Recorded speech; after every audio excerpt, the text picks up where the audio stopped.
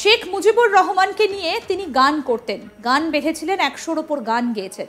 তিনি আওয়ামী লীগের একজন সমর্থক এবং সেই কারণে তার সঙ্গে কি কি ঘটনা ঘটেছিল তাকে জানে শেষ করে দেবার হুমকি দেওয়া হয়, চেষ্টা করা হয়, কোনো রকমভাবে পালিয়ে তিনি বাঁচেন। তারপর গত 7 মাস ধরে দিনের আলো দেখতে পাননি তিনি। অন্ধকার একটা বাড়িতে দরজা জানলা বন্ধ করে তার আজকে দিন কাটছে। এইরকমই একজন বাংলাদেশি গায়িকা লিজা কামাল আজকে আমাদের সঙ্গে সরাসরি রয়েছেন। আপা, আপনাকে স্বাগত জানাই আজ তাক বাংলায়। এবং একই সঙ্গে জানাবো, লিজার সঙ্গে আমরা যে কথা বলছি তিনি এই মুহূর্তে রয়েছেন তার গোপন আস্তানায়। তিনি বাইরে বেরোতে পারছেন না, দরজা জানলা বন্ধ করে তার দিন কাটছে। আপনাকে আজ তাক বাংলায় স্বাগত জানাই। ঠিক কি ঘটেছে আপনার সঙ্গে এবং যেখানে আপনি লুকিয়ে রয়েছেন, কোন জায়গায় যেখানে আপনি রয়েছেন, কি ঘটেছিল আপনার সঙ্গে শুরুতে একটু জানতে চাইব। ধন্যবাদ ইন্দিরা আমাকে আমন্ত্রণ জানানোর জন্য। আমার নাম লিসা কালাম, জাস্ট কারেকশন। আচ্ছা, গত 7 মাস আগে 5ই আগস্ট যখন আমাদের দেশে যে জঙ্গি হামলাটা হয়, এরপরে যখন মাননীয় প্রধানমন্ত্রী আপনাদের দেশে যাওয়ার পরে আমার মনে হয় যে আমরা যারা 71 সালের পরে জন্মগ্রহণ করেছি আমরা তো আসলে 25শে মার্চ দেখিনি। সেদিন রাতে মনে হয় আমাদের জীবনে 25শে মার্চ চলে আসছিল এবং সেটার যে একটা ভয়াবহ একটা অনুভূতি, মানে ভয়ানক একটা পরিস্থিতি, যে যারা মুক্তিযুদ্ধের সপক্ষে শক্তি আমরা ছিলাম এবং বিশেষ করে আমরা যারা আওয়ামী লীগের সমর্থক ছিলাম তাদের বাড়িতে বাড়িতে যেভাবে হামলা হয়েছে, আমি আমারটাই বলি, আমি 90 সাল থেকে আমি বঙ্গবন্ধুকে নিয়ে গান করে আসছি।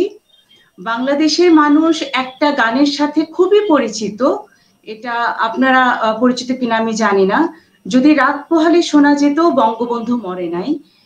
এই গানটা 1990 সালে যখন ক্রিয়েট হয় তখন এটার মূল শিল্পী ছিলাম আমি। তো আমাদের জননেত্রী শেখ হাসিনার সাথে তখন আমি 90 সাল থেকেই, উনি আমাকে এই গানটা গাওয়ার পরে উনি আমাকে এত স্নেহ করতেন। বাংলাদেশে তখন তো আসলে বঙ্গবন্ধুর নাম মানে জনসম্মুখে নেওয়া তো দূরের কথা, আপনি মানে বঙ্গবন্ধুকে নিয়ে আপনি গান গাইবেন এটা একটা খুব দুঃসাহসিক ব্যাপার ছিল। তবু আমি ছোটবেলায়, আমি যেহেতু মুক্তিযোদ্ধার সন্তান, আমার রক্তে মুক্তিযোদ্ধা রক্ত আমার গায়ে, সো আমি এই গানটা জননেত্রী শেখ হাসিনার সাথে বাংলাদেশের এমন কোনো এলাকা নাই যেখানে আমি এই গানটি ছড়িয়ে দেইনি। এরপর থেকে আমি আওয়ামী লীগের সরাসরি রাজনীতিতে চলে আসি, বাংলাদেশ আওয়ামী লীগের কেন্দ্রীয় উপকমিটিতে চলে আসি, 10 বছরের মতো যুবলীগ করেছি। এবং আমি ইন্দিরা, আপনি জেনে খুশি হবেন যে আমি বঙ্গবন্ধুকে নিয়ে 100 গানের একটা প্রজেক্ট করেছিলাম সালে।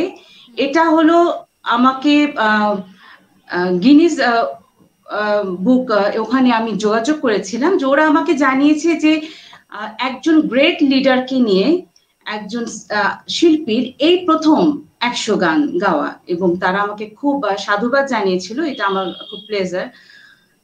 এই গান 100 গান গাওয়ার ফলে আমি 5 তারিখে, যেহেতু আমি জননেত্রী শেখ হাসিনা খুব স্নেহধন্য ছিলাম এবং বঙ্গবন্ধুকে নিয়ে গান গাই, এই কারণে এটা হয়তোবা ওদের কাছে অপরাধ মনে হয়েছে।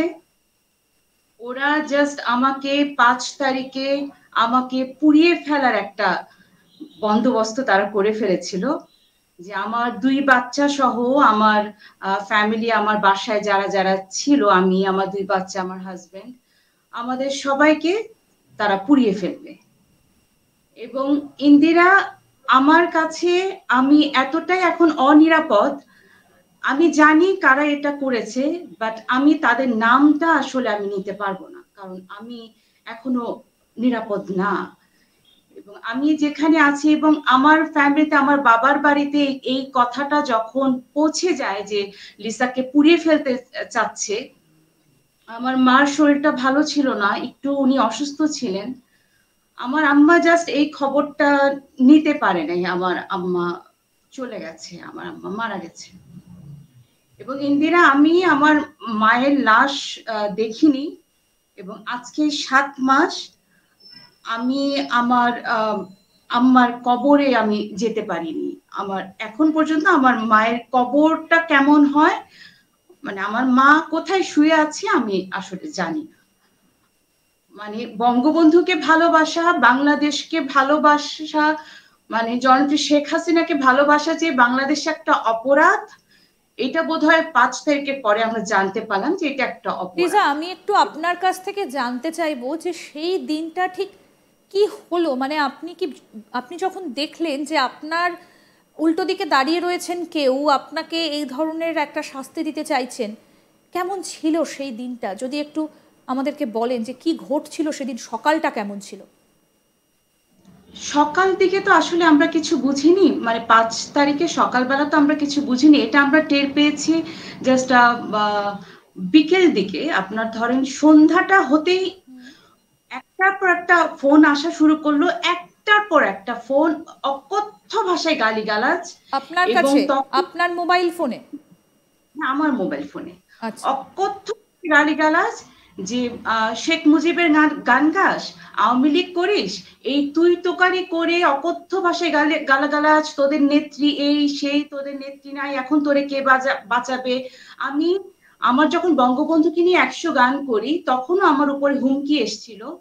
তখন আমি আমি আমার জয়ন্তী শেখ হাসিনার সাথে আমি দেখা করেছিলাম, এবং আমি তখন ওনাকে ইনফর্ম করেছিলাম যে আন্টি আমার উপরে কিন্তু এই হুমকিটা আসছে। আপনি এটা কাকে বলেছিলেন? আমি তখন আমার মাননীয় প্রধানমন্ত্রীকে বলেছিলাম। আচ্ছা, উনি শুনেছিলেন যে আপনাকে এই হুমকি দেওয়া হচ্ছে? হ্যাঁ হ্যাঁ, উনি শুনেছিলেন, এবং তখন এটা হুমকি দেওয়া হচ্ছে, এবং উনিও খুব অবাক হয়েছিলেন যে এখনো মানে তারা হুমকি দিচ্ছে, এটাও কি করে সম্ভব বাংলাদেশে। আমি তখন আন্টিকে আসলে মাননীয় প্রধানমন্ত্রীকে ইনফর্ম করেছিলাম যে তারা আছে, আমাদের বাংলাদেশে তারা আছে, না হলে আমাকে এই হুমকিটা দিচ্ছে কি জন্য। এবং 5 তারিখের পর প্রমাণ হয়ে গেল যে তারা আছে, আমাদের দেশে জঙ্গি আছে। আপনাকে যে এরকম একটা প্ল্যান করা হয়েছিল আপনার বিরুদ্ধে, যে আপনাকে পুড়িয়ে ফেলতে চাইছিলেন কেউ বা কারা, আপনি যেটা আমাদেরকে বললেন, এটা আপনি জানলেন কখন, বুঝলেন কিভাবে?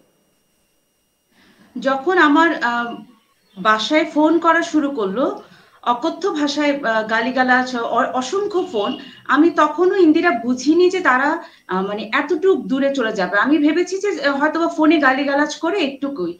যখন দেখলাম যে না, আমার এমন একটা পর্যায়ে চলে আসলো যে আমার দরজা জানালা বন্ধ করা মানে করতে হলো। এবং তখন